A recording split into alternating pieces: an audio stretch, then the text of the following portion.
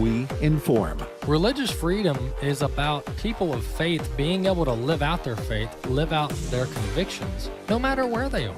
We equip. Sacred honor is the courage to speak truth, to live out your free speech. We also rejoice in our sufferings because we know that suffering produces perseverance, perseverance, character, and character, hope. This is At the Core on American Family Radio. Welcome to The Core here on American Family Radio. Glad to have you with us on this edition of today's program and this week's program here on American Family Radio. As a brief reminder, you can subscribe to the podcast wherever you listen to podcasts. So just type in the name of the program, At the Core, click the subscribe or the follow button, and the latest episode will be queued up in your library each and every day. Acts chapter 4 is where we have been this week.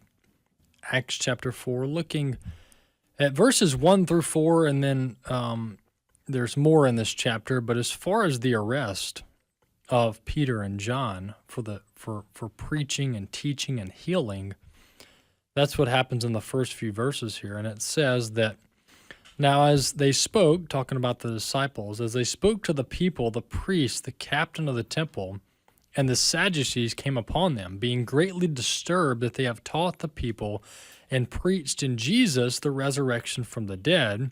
And they laid hands on them, put them in custody until the next day, for it was already evening. However, in verse 4, many of those who heard the word believed, and the number of the men that came to be about 5,000. And so obviously the disciples and the early church more broadly experienced heavy persecution. Most of the disciples themselves experienced martyrdom, but the word of God still was powerful. It was effective. It reached the thousands during this time, during this passage.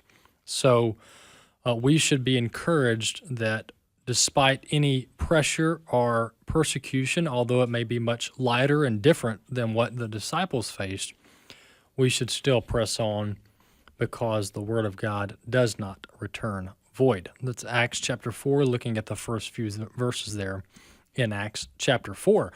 Well, our AFA at the Ark is coming up in October. We're looking forward to being at the Ark Encounter in the Creation Museum. That's coming up at the end of October. So if you want to join us there, we're over half full for AFA at the Ark. So if you want to join us, I would recommend signing up in the next few weeks before it fills up. We're over halfway full for our AFA at the Ark trip coming up October 29th and 30th, 2026. Our hotel arrangements that are obviously booked on your own, but the hotel that will be hosting a lot of the event is the Marriott Cincinnati Airport. The trips that we'll be taking, the day trips we'll be taking just within a 15 to 30 minute drive, is we'll be spending a whole day at the Ark Encounter, and then we'll be spending another full day at the Creation Museum. So 2 full days at those 2 sites, and then in between all of it, we'll have some time of fellowship and share some meals together and have a couple presenters back at the airport hotel conference center there at the Cincinnati airport. So we're looking forward to that. That's AFA at the Ark, and we hope to see you there. afa.net/events, afa.net/events. Turning our attention to the news of the week, I wanted to lead off with this discussion on what's going on in Iran per the president in the Oval Office this week. Obviously, President Trump's been in China the last few days. We'll cover that as well with the time we have left this segment. But President Trump was speaking in the Oval Office about the difficulty in actually negotiating with Iran and how hard-headed, so to speak, the Iranians have been. This is going to be clip 1. Look, I've had to deal with them 4 or 5 times. They change their mind. They're very dishonorable people. The leadership. Don't forget it's the 3rd level. The 1st level is God. They were unreasonable. The 2nd level is more reasonable. The 3rd level, nobody wants to be president, you know? They say, who wants to be president? There's nobody raises their hand. You know? but where they change their mind. I've had that in business many times. The mind changers, you call them. These people that you make a deal, and then the next day they send you a document that takes 5 days to get there when it should have been there in 20 minutes. It's a pretty simple document. They will never have a nuclear weapon, yeah? So President Trump there is very blunt, very frank about the challenge in negotiating at all with the Iranians. And this is what I've suspected all along. I've actually said this on probably too many occasions, that there's really no deal to be had here. And if we're being honest, that's what you read into with the president there. I'm not going to go as far to say there will never be a deal, but you can only make a deal with people that want to make a deal. This is in any business scenario or diplomatic scenario. There has to be two willing parties to make a deal. Even though one may be forced to the table, you still have to have two parties to make a deal. And I just don't think the Iranians want a deal. I think they're radicalized. I think they're ideologues. I think they're Islamic zealots. And they have no interest in, quote, working with the West. We are the great Satan. Israel is the little Satan. This is according to Islam, that is. And there's no deal to be made with the devil, so to speak, according to their viewpoint. And so that's where we are today. But President Trump being honest with us about this challenge in negotiating with Iran, that's why whatever the end of this looks like very well may not include any sort of grand signing ceremony with the Iranians. I would actually be surprised if it does. President Trump has spent the last, let's say, 24 to 36 hours in China on the ground there. And there's a lot taking place as far as there's an expected trade deal to be announced. We've been waiting on this since President Trump was sworn in for the second term. That is a major trade deal with China. The benefit to striking such a deal, any deal that we do, whether it be economic or otherwise, with China at this juncture in the presidency, is it gives President Trump a minimum of 2 years to oversee the implementation of said deal. This is how we got burned during the last Trump administration, is China didn't follow through on the majority of the agreed merits and tenets of the deal. China, for example, was supposed to buy billions of dollars in soybeans from American farmers, and that didn't come to pass.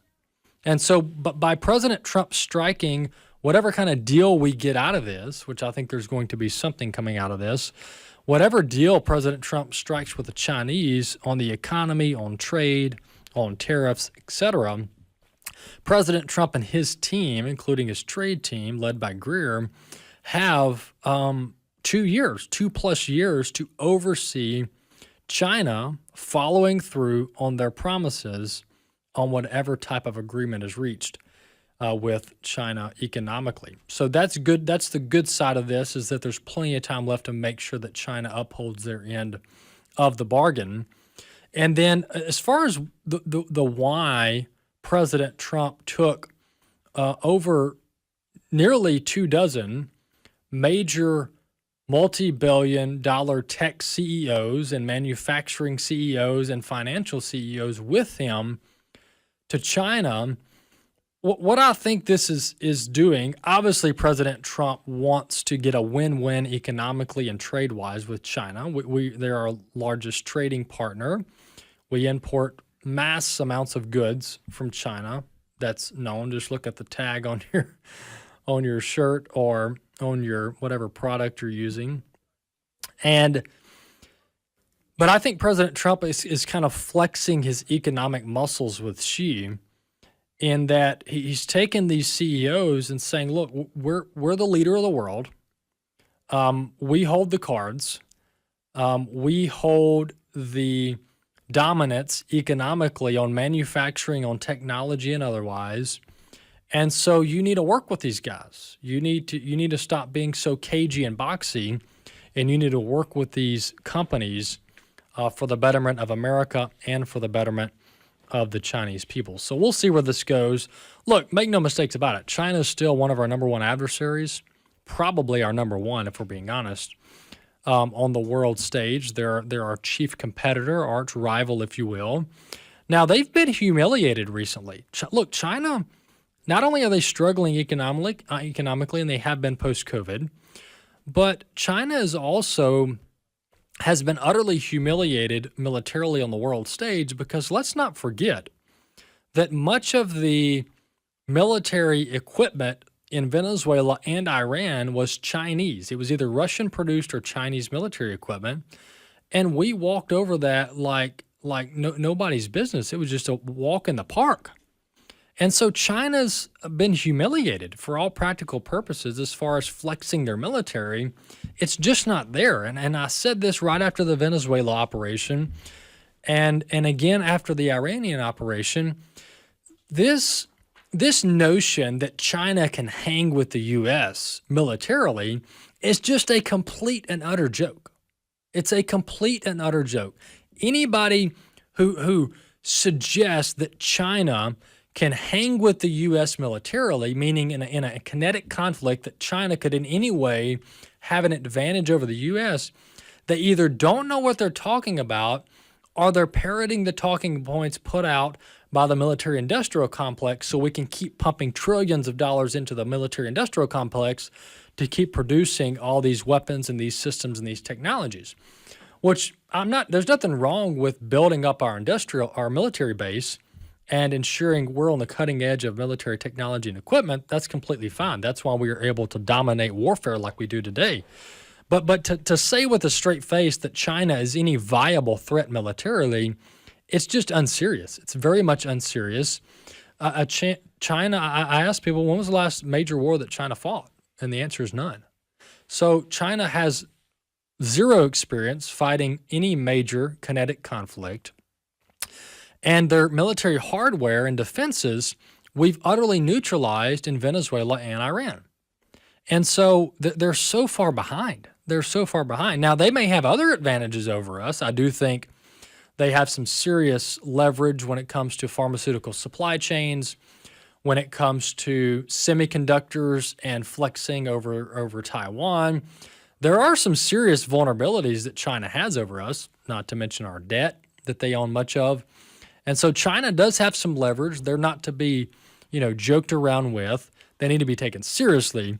But when it comes to military, there's just no match with the U.S. There's just nobody that's even in the close vicinity with the American military when it comes to capabilities and the ability to win kinetic wars and win them in a dominant fashion.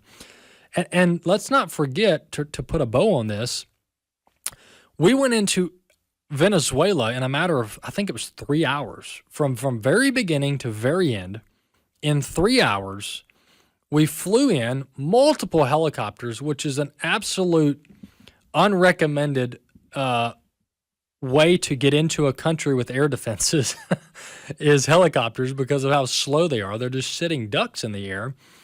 But we went in. That shows how powerful we were able to disable their air defenses. But we went in 3 hours, and we extracted, with no U.S. casualties, I think we had one serious injury, one of the pilots.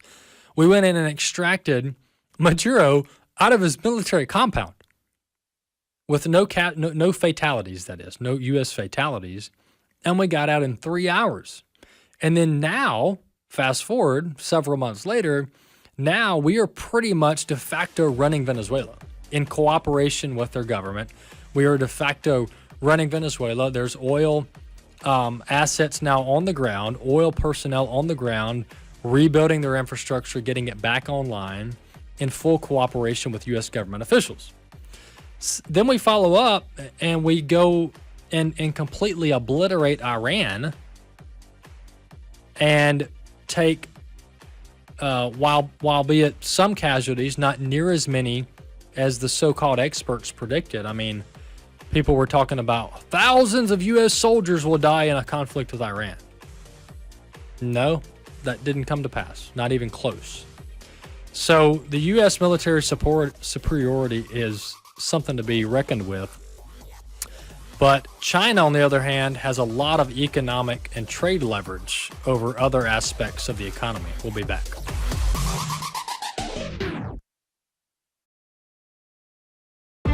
If we lose this cultural war, we're going to have a hedonistic, humanistic society. Discover the story of the culture warrior Don Wildmon and how he went head-to-head with Hollywood, Playboy, the homosexual agenda, and the Disney empire.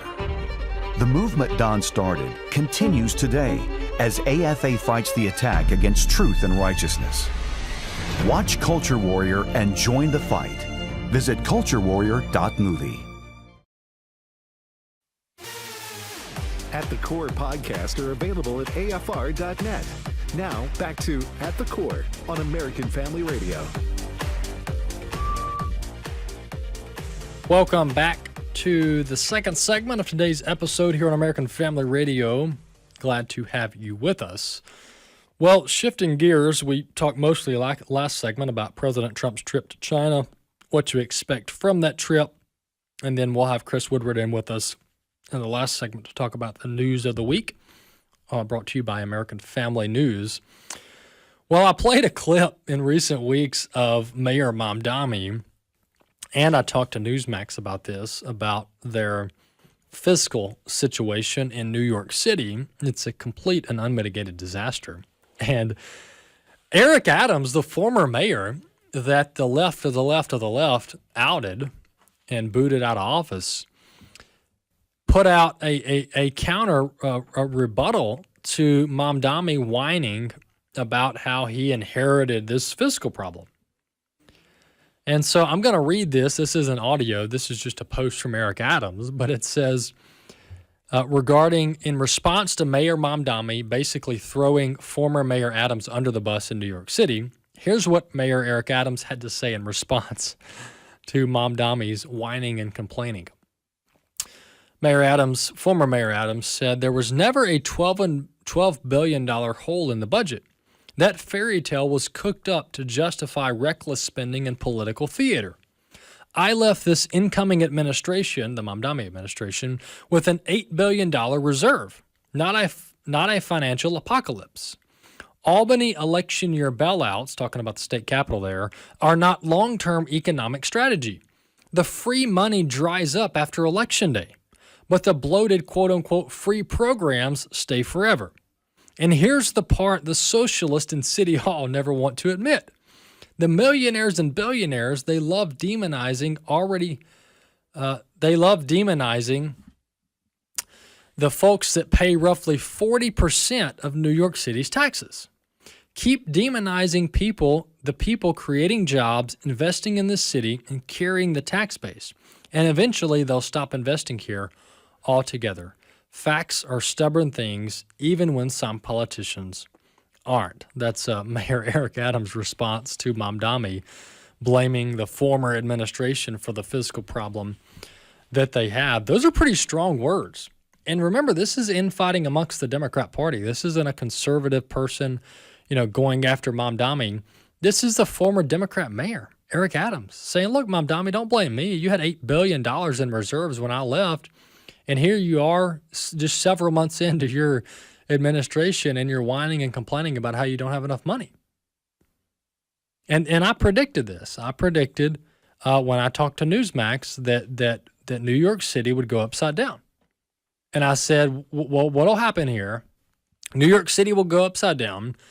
And then the only options when a city like this, when a municipality goes upside down financially, the only options on the table is the state bailing them out, in this case, Albany, New York, or the feds, Washington, D.C. And we've bailed out Washington, D.C. bailed out a lot of Democrat cities and states under the guise of COVID. So the question here, the $1 million question here is who's going to bail out New York City now? Is it going to be Albany or is it going to be Washington? And if it's Washington, it's got to be signed by the president. What's President Trump think about this? So this is going to be very interesting to watch. And I think you just need to let it go upside down. I know that sounds crazy. If I lived there, maybe I wouldn't say this, but I don't live there. You've got to let a city like this go upside down. That way we learn the effects of socialism. We can't keep bailing out these Democrats. We can't keep bailing out the Democrats. So Mamdani's going to have to figure this out. He's the one that signed up for it. He ran for mayor, promising everything and anything under the sun. as free, and now they can't pay the bills. So that's just tough. I guess they're going to have to cut programs and raise tax revenue. And the way to get tax revenue is to attract businesses and business leaders, not to demonize them, but that is the tactic of the left, is to demonize the most productive citizens in a society. Well, speaking of Democrat strongholds, the welfare fraud task force that Vice President Vance is overseeing, that I've introduced recently on the program, is targeting. This task force is being led by the vice president with an entire team at the DOJ devoted to it, and they are just finding so much fraud, billions of dollars in fraud. Vice President Vance made a trip around the country this week in multiple states highlighting their efforts on eliminating this fraud. And I want you to listen to what Dr. Mohammed Oz he's with Health and Human Services.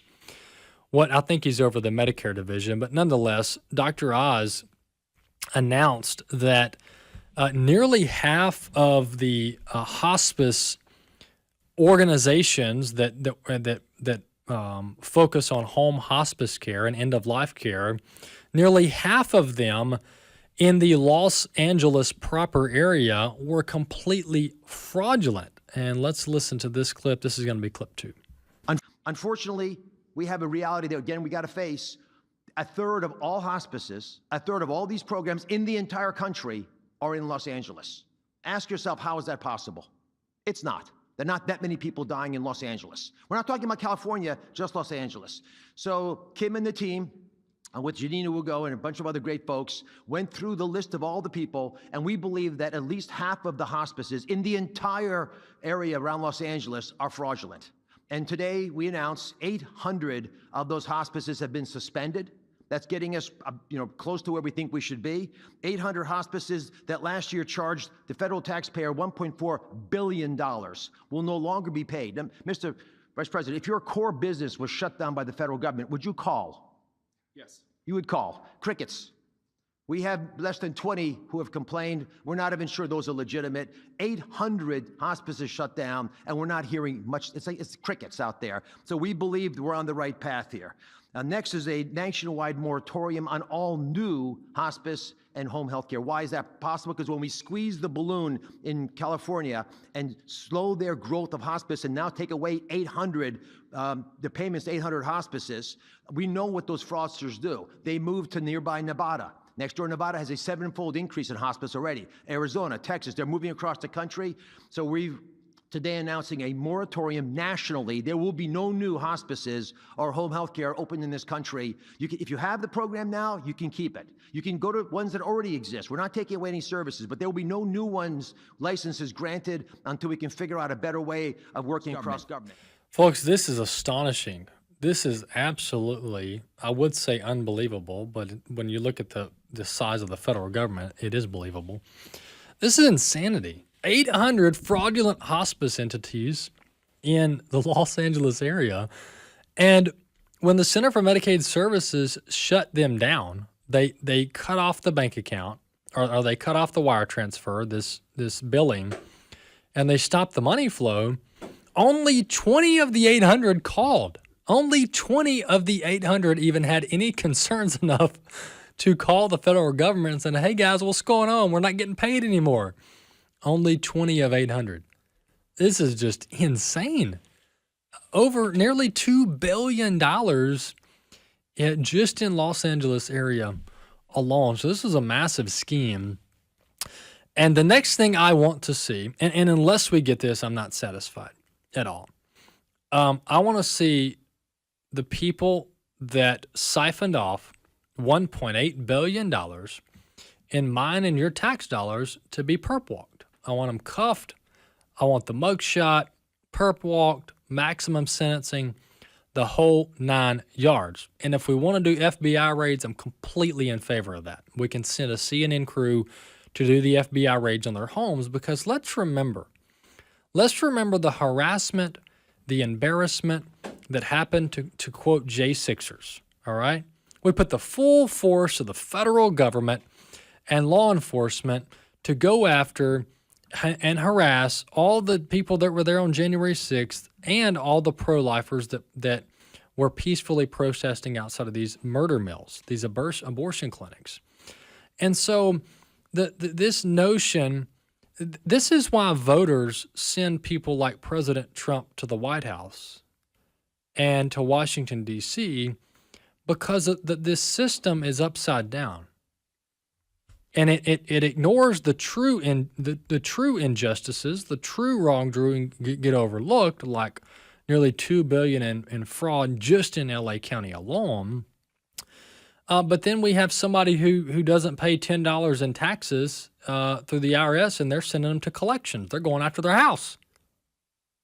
I mean, the system is so messed up. It's so lopsided, and voters are aware of this. This is why you have something like a Trump revolution. You send President Trump to shake things up, and they're doing it. This is phenomenal, led by the vice president.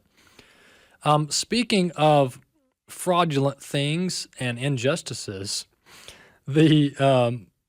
there was a hearing in the House of Representatives this week where Democrats get to invite their witnesses, talking about Immigration and Customs Enforcement, talking about ICE and Border Patrol, etc.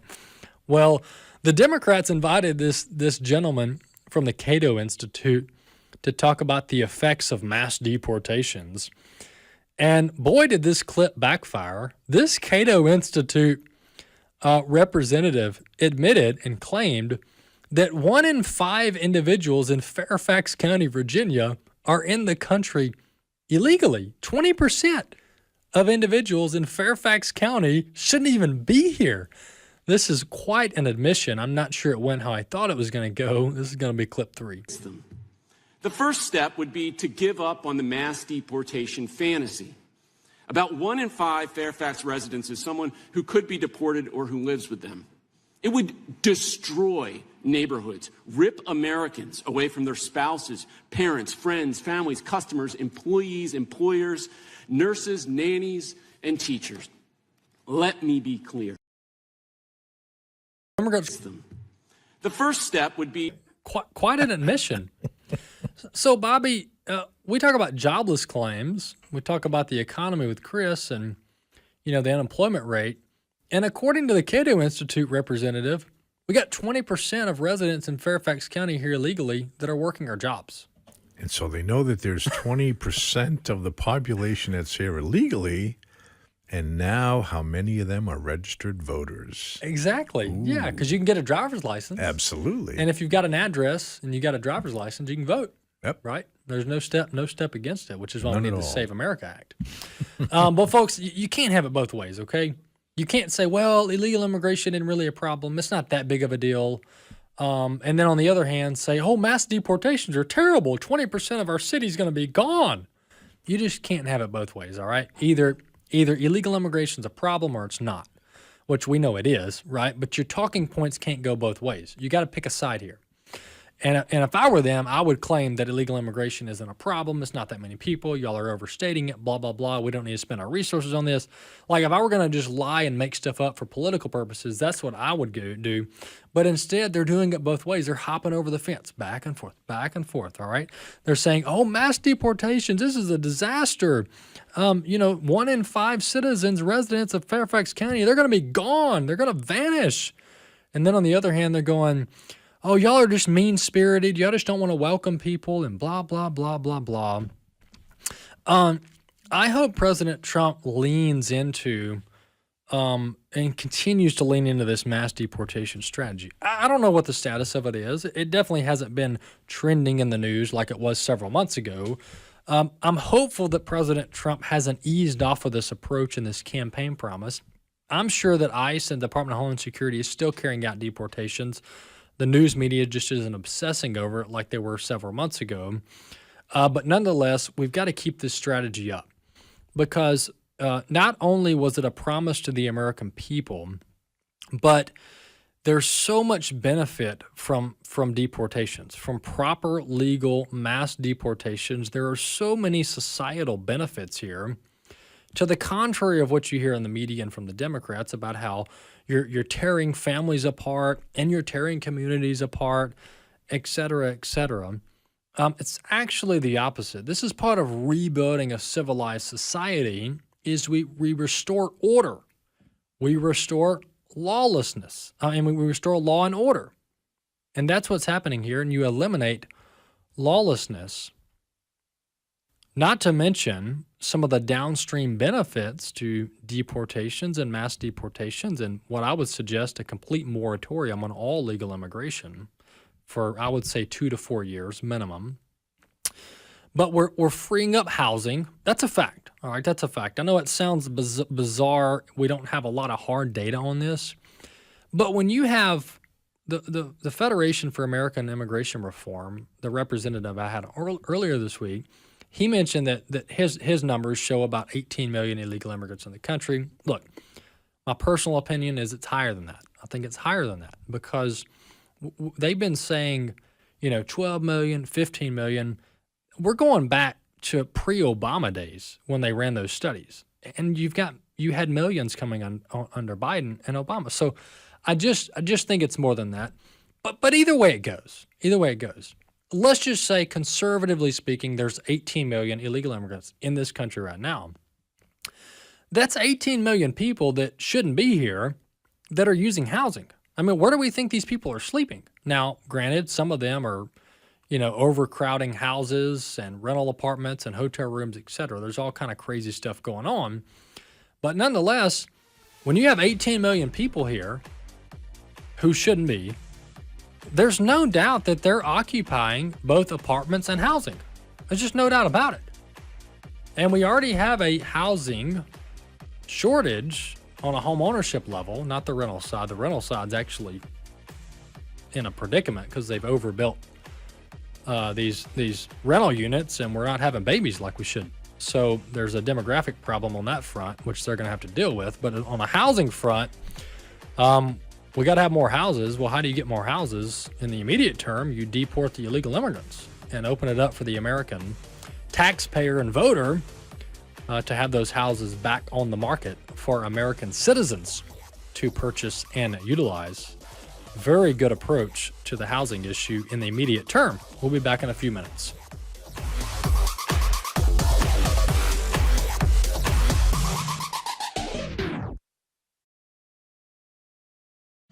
Presenting AFA Stream, an online platform that hosts all AFA-produced video content, including documentaries, church curriculum, American Family Radio shows, and our Cultural Institute series. I would submit that we are a Christian nation, and the proof of that is in our founding documents and in the U.S. Constitution itself, because our founders recognized for the first time in world history that our rights come from God, our Creator, not our government.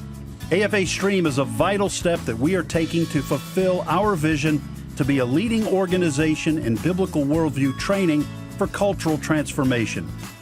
You'll find top-notch resources that address the issues of our day related to marriage, family, the sanctity of life, and many others. Start streaming today. Stream.afa.net.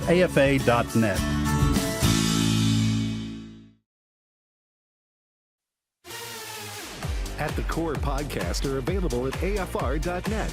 Now, back to At the Core on American Family Radio. Welcome back to the Core here on American Family Radio. Glad to have you with us on today's program. Well, Chris Woodward is with us, as he is each Friday. Chris, welcome back. We made it again. We did. We're here, and President Trump is in China, or at this point, possibly returning from China, depending on the length of his stay. Nonetheless, this is a major trip, Chris, and it's on the heels of, or happening during, major market news this week. I mean, this market, you and I ended the show talking a little bit about the incoming jobs report that we ended up getting on Friday of last week, which we'll talk about. But whatever's going on, whether it be in Iran or in China or in the U.S., the market is really liking it. Yeah, if it's true what Democrats and other critics are saying, that Donald Trump is ruining America, I don't see evidence of that economically. This is like the weirdest demolition of an American economy I've ever seen, where the Dow, for example, closes at 50,000 on Thursday. NASDAQ, S&P also had record highs, and that's just one day of good trading. I mean, even in a situation where the U.S. and Iran have not come to terms yet, and you've got the president in China talking about Taiwan, all these things that could cause somebody to manipulate the markets by fear-mongering or whatnot, it's not happening.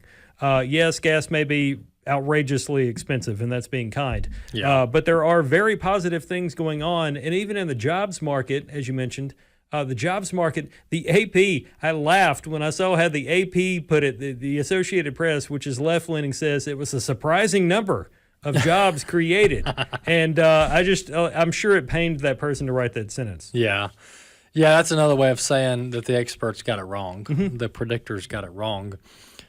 Chris, I want to give our audience a little bit of backgrounder on what in part fuels the markets, because the markets aren't the economy, and the two are interrelated, but one can do well and the other cannot do well. That's very possible, at least in the I'm talking in the short term. In the long term, they do tend to trend together. Yeah. For example, if you have an economic downturn, you're likely going to have some sort of a market downturn. Nonetheless, the debt cycle that America is in and has been in for a long time, meaning the annual printing of money to offset the deficit and the lack of cash that we have to operate the government. Yeah. Is the market likes that. The market likes that. So when you pump in trillions or billions of dollars into the economy through the Treasury and through the printing press, then the markets, that money stimulates the markets and the asset prices. And so some of that's going on here. And so you have this continual market rise throughout its history. And in part, that's why. The market over time is always going to be going up naturally. Despite you hear a lot of fear mongers out there about Great Depression and market crash and all this. Look, the market may have struggles. It could drop 30% tomorrow, maybe, I don't know. But it always finds its way back. That's just naturally how asset prices work, unless some of these stocks just go upside down. Some of these companies just go bankrupt and then dissolve. But that's an exception to the rule. And so that's a little bit of background on how this works and why we do seem to just see this market go up and up and up.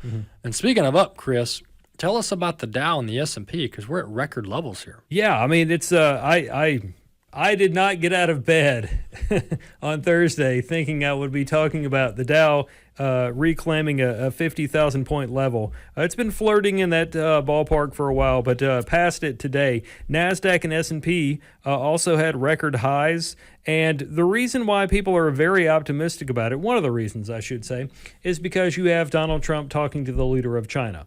For people that don't pay attention to world politics, and that's okay if you don't, that's what we're here for, to help you along in those journeys. But for President Trump and the leader of China to be talking about things including trade and artificial intelligence, maybe bringing an end to a war in Iran, getting China to hold off attacking Taiwan, all of those things lead people to believe that there's positive things to come. Yeah. For example, China, because they have a population that actually has a little more money in their pocket now than previous generations did, they need things like meat. And that's why the U.S. is sending things like soybean and pork and other things over to China, chicken, poultry, because those people want our products. And on the flip side of that, like it or not, China also makes a lot of not only the stuff that the U.S. wants, consumers want, but also what other countries and their consumers want. And if we can work out a trade deal, it gives China leverage to work out trade deals with the U.K. or some other place.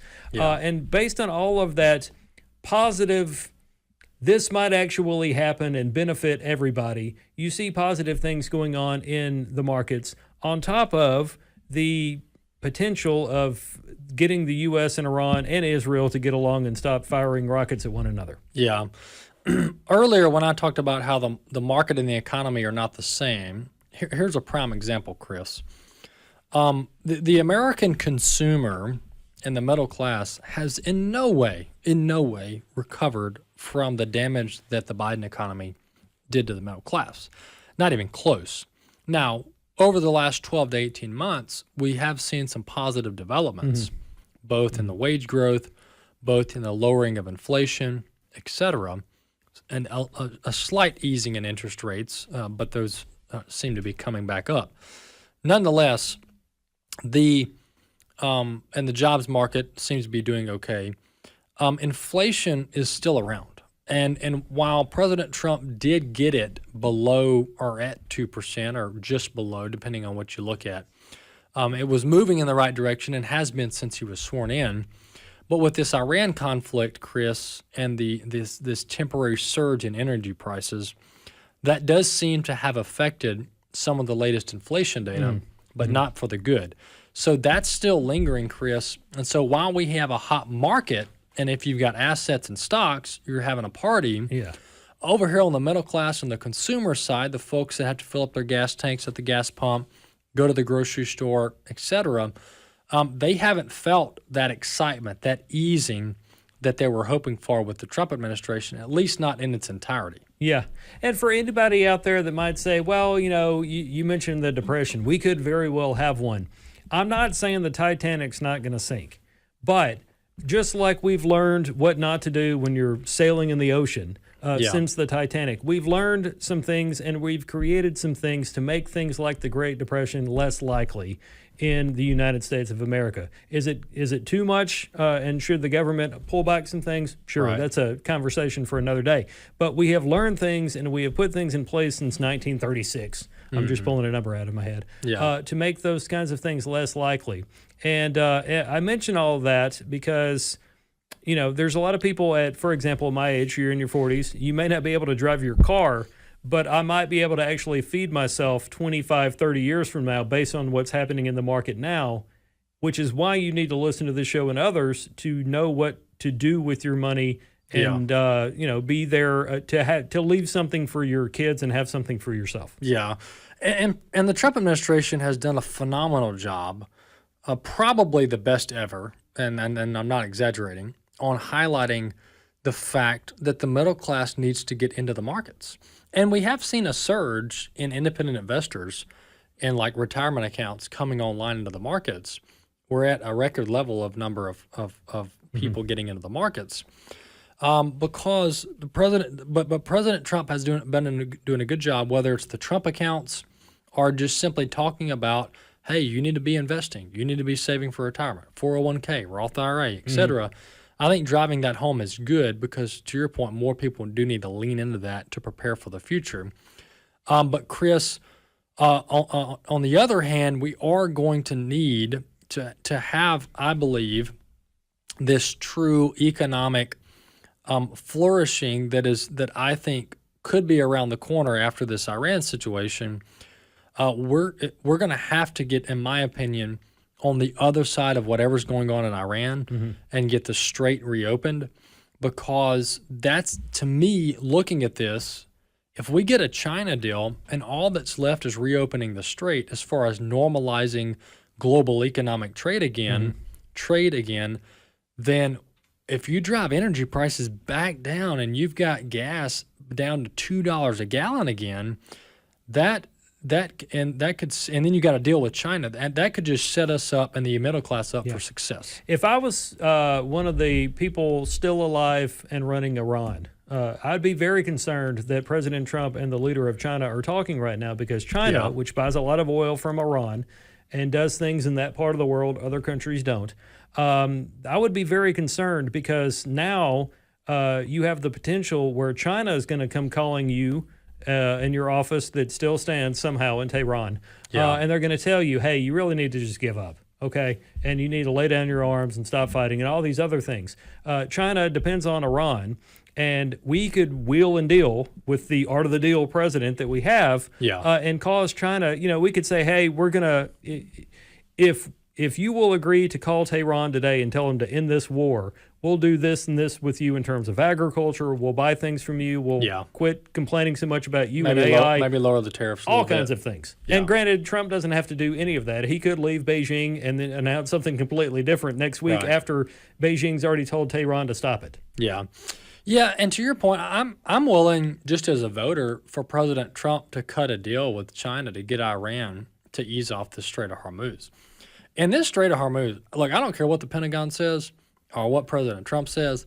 The fact of the matter is, Iran's got the thing shut down. Yeah. And I know it's probably a couple fast boats and a couple drones, but nonetheless, the thing is shut down. There's thousands of vessels, over 20,000 sailors or passengers, depending on the context, that are stuck in the Gulf, in the Persian Gulf, that cannot get out. We tried to escort a few ships out like a week ago, and our destroyers got swarmed by boats and drones, and it was a near disaster, according to some reports, and that sent the Pentagon back to the table. That's why President Trump, within 24 hours, said, all right, we're not going to do this anymore. Project Freedom, we're putting it on pause. Because the last thing the president wants is a Navy destroyer getting damaged or sunk in the Strait of Hormuz because we can't get it reopened. Yeah. So I think there's a lot of political calculations, diplomatic calculations going on here. But the fact of the matter is Iran is exercising a lot of leverage on that strait. And as long as that's the case, I don't think we can have an economic breakout. We might have a market breakout, but not an economic breakout that the middle class and voters feel. Yeah. And, when shots are fired or something blows up in the water, that impacts the markets. I mean, there's all kinds of things. If the president sneezes and appears to have a cold, the Dow is going to fall a little bit based on fear. Look, Iran intercepted, just within the last 24 hours, Iran intercepted a UAE vessel, literally hijacked and pirated the vessel, and they're taking it to Iran as we speak. So this, I know we've taken out Iran's missile defense system. We've taken out their anti-aircraft system, so we have full air dominance over Iran. I'm not trying to downplay what we've done there, but the threat of the Strait of Hormuz is real, and it's still persistent. And to me, that is the challenge left on the Iranian front. We can negotiate the uranium enrichment later. We can negotiate how we're going to get the uranium later. But to me, item one on the list is reopening of the strait. Yeah, and the fact that Iran has done that to its neighbors, I think shows you how big of a threat and just a pest they are for the Middle East. To your point, they have no friends over there. No, maybe really Pakistan, but that's it. Because to your point, UAE, Saudi Arabia, Qatar, all of them, the reports are coming out this week that they actually launched military operations in Iran. So like these Arab nations, I know there's the Persians and the Arabs, but these Arab nations don't like Iran, and they've actually bombed Iran. So the U.S. is in a good position. We've got a great alliance there, but we've got to get that trade back going. We do, and that's going to impact. Look, if we're sitting here talking about $50,000 or $50,000 in the Dow, I never thought I would see this. It is not out of the realm of possibility to talk about more records next week or the week after if he comes home from Beijing and announces all kinds of trade deals or whatever.